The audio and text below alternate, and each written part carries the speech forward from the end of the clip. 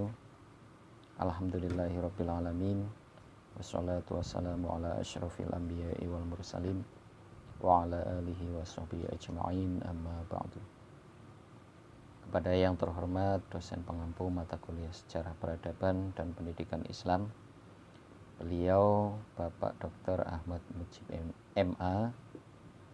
Kepada yang terhormat rekan-rekan yang tidak bisa saya sebutkan satu persatu tanpa mengurangi rasa hormat saya, izin memperkenalkan diri. Nama saya adalah Slamet Fauji. Di sini saya akan membahas sedikit tentang karangan Hadratus Syekh Kiai Haji Muhammad Hasyim Asy'ari dengan kitab yang diberi nama Risalah Ahlussunnah wal Jamaah. Ini kitabnya.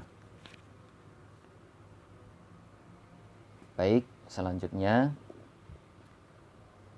sebelumnya akan saya bahas terlebih dahulu tentang biografi Hadratus Syekh Kiai Haji Muhammad Hasyim Asy'ari.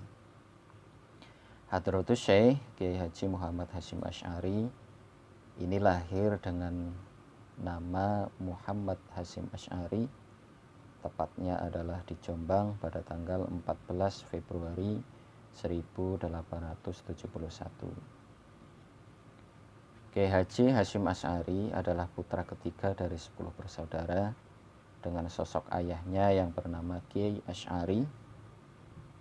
Beliau juga pengasuh pondok pesantren keras di Jombang, yaitu di sebelah selatan, dan ibu Nyai Halimah. Ia memiliki garis keturunan dengan Sultan Pajang atau yang dikenal dengan Jaka Tingkir atau Adipati Adiwijaya, dan masih terkait dengan Raja Majapahit, yaitu Raja Brawijaya V. Sewaktu menginjak usia 15 tahun, beliau Kiai Haji Hasyim Asy'ari berkelana menimba ilmu dari berbagai tokoh dan pesantren. Beberapa di antaranya yang tercatat yaitu pesantren Siwalan di Sidoarjo, pesantren Wonokoyo di Probolinggo, pesantren Langitan di Tuban, pesantren Trenggalis di Semarang, dan pesantren Kademangan di bawah pengajaran Syekhuna Khalil Bangkalan. Ini bersama dengan Kiai Haji Ahmad Dahlan, yaitu pendiri Muhammadiyah. Nah, dari bimbingan Syekh Khalil lalu dilanjutkan oleh Kiai Soleh Darat. Beliau belajar ke Kiai Soleh Darat. Kiai Haji Hasyim Asy'ari melanjutkan pencarian ilmu ke Mekah. Nah, setibanya di sana, awalnya Kiai Haji Muhammad Hasyim Asy'ari mengaji kitab Shahih Bukhari di bawah bimbingan Syekh Mahfud dari Termas atau Pacitan. Nah, sejak itulah Kiai Haji Hasyim Asy'ari mulai mencintai hadis, sekaligus mendalami ilmu tasawuf serta thariqah Qadiriyah dan Naqsabandiyah. Nah, setelah dirasa cukup menimba ilmu, beliau mendirikan pondok pesantren Tebu Ireng pada tahun 1899. Kemudian pada tanggal 31 Januari 1926, beliau mendirikan sebuah organisasi dengan nama Nahdlatul Ulama atau disingkat dengan NU, beserta dengan para ulama lainnya. Dan beliau wafat di Jombang, Jawa Timur pada tanggal 21 Juli 1947. Hadratus Syekh Kiai Haji Muhammad Hasyim Asy'ari. Beliau memiliki beberapa karangan kitab. Salah satu di antaranya ada kitab Adabul Alim wal Muta'alim, yaitu kitab yang menjelaskan tentang berbagai hal yang berkaitan dengan etika seseorang yang menuntut ilmu dan seorang guru. Selanjutnya ada kitab Ziyadah Ta'liqat. Ada juga kitab At-Tambihat Al-Wajibat. Terus ada juga kitab Nurul Mubin. Ini kitab menjelaskan tentang cinta kepada Rasul dan hal-hal yang berhubungan dengannya, menjadi pengikutnya dan menghidupkan tradisinya. Terus juga ada kitab Hasyiah ala Fathir Rahman. Juga ada kitab Durarul Muntasyirah. Terus juga ada kitab At-Tibyan, ada kitab Risalah At-Tauhid, dan juga ada kitab Risalah Ahlus Sunnah wal Jamaah. Ini adalah kitab yang nantinya akan sedikit saya bahas. Selain itu banyak lagi karya-karya beliau yang mempunyai nilai kualitas yang tinggi dan baik. Selain itu, bagi yang mengkajinya akan mendapatkan banyak faedah. Nah, selanjutnya akan saya bahas adalah sebagian isi dari salah satu karangan beliau, yakni kitab Risalah Ahlus Sunnah wal Jamaah. Dalam kitab ini mencakup beberapa pembahasan, salah satunya adalah tentang as-sunnah dan bid'ah. Baik, kata as-sunnah ini secara bahasa adalah, kalau dijelaskan dalam kitab, at-thariqatu walau ghairu mardiyatin, yang artinya adalah jalan meskipun tidak diridhoi.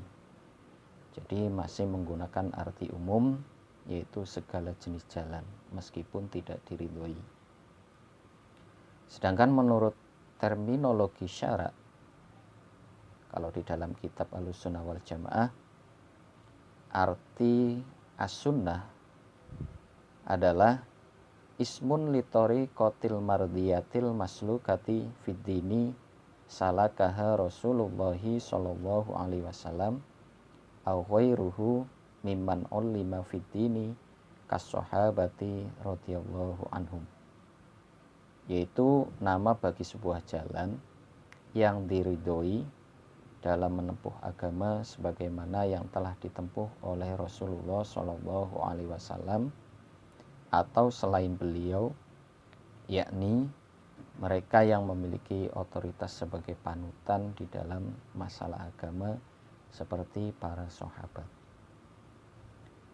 Nah, hal ini didasarkan pada sabda Nabi Shallallahu Alaihi Wasallam, yaitu alaikum bisunnati wa sunnatil khulafa'ir rasyidina min ba'di, yang artinya tetaplah kalian untuk berpegang teguh pada sunnahku dan sunnahnya khulafa'ur rasyidin setelahku. Sedangkan as-sunnah menurut terminologi uraf adalah ma wadhuba alaihi muqtadan nabi yang kana awalian, yang artinya adalah apa yang dipegangi secara konsisten oleh tokoh yang menjadi panutan, apakah ia sebagai nabi ataupun wali. Selanjutnya ini terkait dengan bid'ah.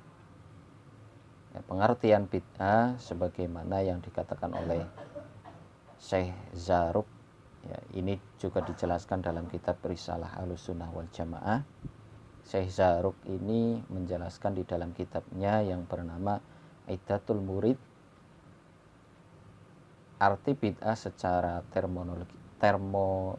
terminologi syara adalah ihdatsu amrin fid-dini yusbihu ayyakuna minhu wa laisa minhu sawa'un kana bisurati au bil haqiqati, yang artinya adalah menciptakan hal atau perkara baru dalam agama yang mana seolah-olah ia merupakan bagian dari urusan agama, padahal sebenarnya itu bukan, baik dalam tataran wacana, penggambaran maupun dalam hakikatnya. Hal ini didasarkan pada sabda Nabi juga, yaitu man ahdatsa fi amrina hadza ma laisa minhu fahuwa raddun, yang artinya barang siapa menciptakan perkara baru di dalam urusanku padahal bukan merupakan dari bagian daripadanya, maka hal itu ditolak.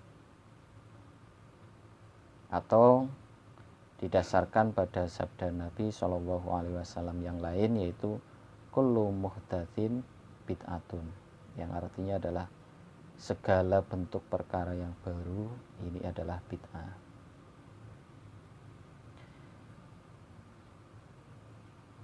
Waqala al-alamatu Muhammadun Waliyuddin Asy-Syibsyiri fi syarhil arba'in an-nawawiyah ala qaulihi sallallahu alaihi wasallam man ahdatsa hadatsan au awa muhtisan fa alaihi la'natullahi. Di dalam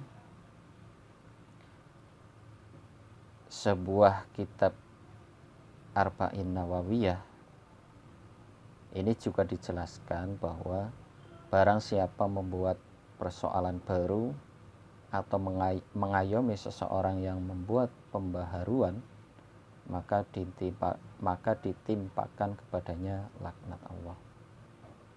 Berarti termasuk dalam hadis ini yaitu berbagai bentuk akad-akad fasidah atau akad-akad yang rusak, atau menghukumi dengan kebodohan atau ketidakadilan dan yang lainnya dari berbagai bentuk penyimpangan terhadap ketentuan syara, ini termasuk bid'ah. Karena itu Imam Ibnu Abdissalam ini membagi perkara-perkara yang baru itu ke dalam hukum-hukum Islam yang berjumlah ada 5 hukum. Beliau berkata, bid'ah adalah mengerjakan sesuatu yang tidak pernah dikenal atau terjadi pada masa Rasulullah Shallallahu Alaihi Wasallam. Nah, maka dari itu bid'ah ketika diterapkan dalam hukum Islam ini terbagi menjadi beberapa bagian, antara lain yang pertama adalah bid'ah wajibah. Contohnya adalah seperti mempelajari ilmu nahwu dan mempelajari lafal-lafal yang gharib, baik yang terdapat di dalam Al-Quran ataupun hadis, di mana pemahaman terhadap syariah menjadi tertangguhkan pada sejauh mana seorang dapat memahami maknanya. Jadi mempelajari ilmu nahwu ini bid'ah, tapi bid'ah yang wajib, karena ilmu nahwu itu tidak ada pada zaman Rasulullah. Yang kedua ada bid'ah muharramah atau bid'ah yang diharamkan, seperti aliran Qadariyah, yaitu aliran yang percaya bahwa segala tindakan atau perbuatan manusia ini tidak diintervensi oleh Tuhannya. Atau seperti aliran Jabariyah. Nah, orang-orang Jabariyah ini menganggap bahwa semua perbuatan manusia adalah karena terpaksa. Atau kaum Mujassimah. Kaum Mujassimah ini adalah salah satu madhab dalam Islam yang meyakini bahwa Allah memiliki jasad atau memiliki jism, dan orang-orang Mujassimah ini menyerupakan Allah dengan makhluk dalam penetapan sifat-sifat Allah. Yang ketiga adalah bid'ah mandubah. Ya, contohnya adalah seperti memperbaharui sistem pendidikan pondok pesantren dan madrasah-madrasah, juga segala bentuk kebaikan yang tidak dikenal pada zaman generasi pertama Islam. Yang keempat adalah bid'ah makruhah, yaitu seperti berlebih-lebihan dalam menghiasi masjid atau berlebihan dalam menghiasi mushaf dan yang lain sebagainya. Yang kelima adalah bid'ah mubahah atau bid'ah yang dimubahkan, seperti bersalaman setelah selesai sholat subuh ataupun sholat asar ataupun sholat-sholat yang lainnya. Atau contoh yang lain adalah membuat lebih dalam makanan dan minuman, pakaian dan lain sebagainya. Berarti adanya klaim bahwa memakai tasbih, melafadzkan niat, membaca tahlil ketika bersedekah setelah kematian dengan catatan tidak adanya perkara yang mencegah untuk bersedekah tersebut, atau menziarahi makam dan lain sebagainya, ini bukan. Demikian yang bisa saya sampaikan. Apabila dalam menyampaikan banyak kekeliruan atau kesalahan dari saya, mohon maaf yang sebesar-besarnya. Billahi taufiq wal hidayah. Wassalamualaikum warahmatullahi wabarakatuh.